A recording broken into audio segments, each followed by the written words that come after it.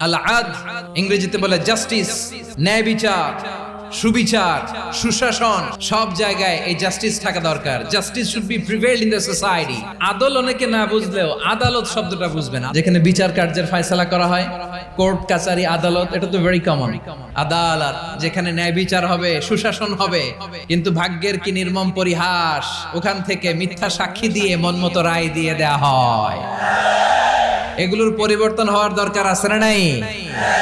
আদলের বিপরীত হচ্ছে জুলুম। যে সমাজে আদল থাকে না, সেই সমাজে জুলুম মানুষের ঘাড়ে চেপে বসে।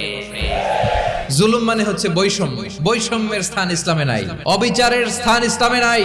আল্লাহ তাআলা বলেন হাদিসে কুদসিতে, ইয়া ইবাদি ইন্নী হারামতুয যুলমা আলা নাফসি ওয়া জাআলতুহু বাইনাকুম মুহাররামান ফালা তাযালামু। আমার গোলামেরা শোনো, নিশ্চয় আমি আল্লাহ তাআলা জুলুমকে আমি আমার উপরে হারাম করেছি, অনুরূপভাবে জুলুম করাকে তোমাদের উপরেও হারাম করেছি। ফলে ফালা তাযালামু, তোমরা একে অপরের সাথে জুলুম করো না।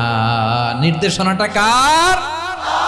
যে আমি জুলুমকে নিজের জন্য হারাম করেছি এবং তোমাদের জন্য হারাম করেছি। আমরা আর এরকম কোন জুলুম বাংলাদেশে দেখতে চাই না। জোরে বলেন ঠিক কিনা?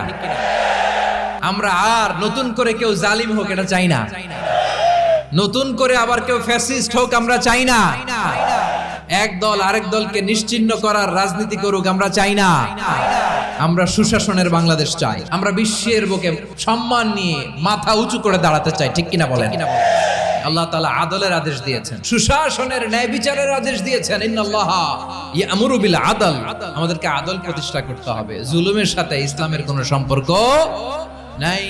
পশ্চিমারা আমাদেরকে ইনসাফ শিখায়, আমাদেরকে সুশাসন শিখায়। আর ইনসাফ, সুশাসন, ন্যায় বিচার, সুবিচার, জাস্টিস কারে বলে বিশ্বনবীর বায়োগ্রাফি থেকে জেনে নাও।